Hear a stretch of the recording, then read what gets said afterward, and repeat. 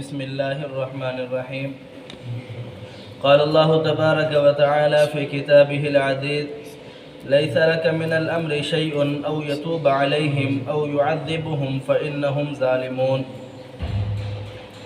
ليس لك من الأمر، اے نبی محمد آپ کے اختیار میں نہیں ہے، شیئن کچھ بھی، او یتوب علیہم او یعذبہم، اللہ رب العالمین ان کو عذاب دے دے یا انہیں بخش دے، فإنہم ظالمون، بس بے شک ہے وہ ظالم۔ نبی کریم صلی اللہ علیہ وسلم کی جو اللہ رب العالمین کی طرف سے ایک ڈپٹی تھی، وہ یہ تھی کہ وہ رسول ہیں، قاصد ہیں اللہ رب العالمین کے، جو پیغام اللہ رب العالمین نے انہیں دیا ہے وہ پوری دنیا تک پہنچانا آپ علیہ السلام کا مقصد تھا۔ اس آیات کی تفسیر کے اندر مفسرین کی 3 طرح کی آراء ہے۔ پہلی تو یہ ہے کہ رسول اللہ صلی اللہ علیہ وسلم پر اس آیات کو نازل کرنے کا مقصد یہ تھا کیونکہ یہاں بدر کا واقعہ بیان ہو رہا ہے۔ بدر کے اندر کچھ منافقین نے صحابہ کرام کو چھوڑ کر کے پیچھے جانے کا ارادہ کیا اور آپ علیہ السلام بڑے پریشان ہوئے۔ اللہ رب العالمین فرماتے ہیں کہ اے نبی آپ کے لیے کچھ یہ اختیار نہیں ہے کہ آپ ان کے لیے پریشان ہو کہ یہ چھوڑ کر چلے گئے ہیں، اب ان کا گناہ اور ثواب اللہ رب العالمین کے ہاتھ میں ہے، آپ کو تو صرف اللہ نے رسول اور قاصد بنا کر کے بھیجا ہے، جو پیغام آپ کو دیا جاتا ہے آپ کا کام ہے پہنچانا، اور آپ نے کما حق کو اس کو پہنچا دیا۔ پہلی یہ آراء ہے مفسرین کی۔ دوسری یہ ہے کہ رسول اللہ صلی اللہ علیہ وسلم کے پاس سیدنا انس بن مالک رضی اللہ تعالی عنہ بیان فرماتے ہیں کہ کچھ قبائل کے لوگ آئے، انہوں نے آ کر کے کہا رسول اللہ صلی اللہ علیہ وسلم سے کہ ہمیں کچھ ایسے افراد دیں جو ہمیں تعلیم دے، کچھ ایسے پڑھے لکھے لوگ دے جو ہمیں دین اسلام کی نعمتوں سے آگاہ کریں۔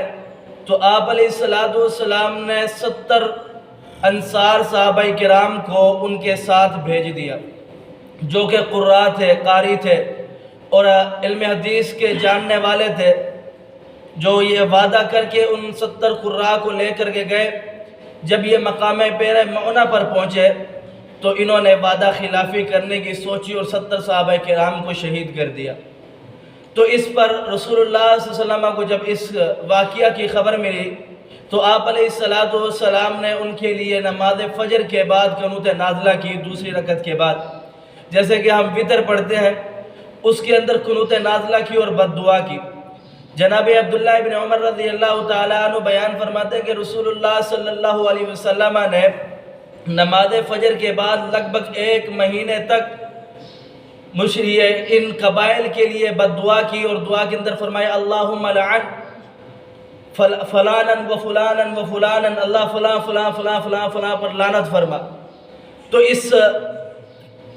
اس رد عمل میں اللہ رب العالمین نے یہ آیات اتاری: اے اللہ کے رسول، اے پیارے حبیب، آپ کے بس کے اندر یہ بات نہیں ہے یا آپ کے اختیار کے اندر نہیں ہے کہ آپ کسی کو لعنت بھیجے یا آپ کسی کو جنت اور جہنم بھیجے، یہ اللہ رب العالمین کے معاملات ہیں۔ اللہ چاہے تو انہیں ہدایت دے دے، چاہے تو اللہ رب العالمین انہیں عذاب دے دے۔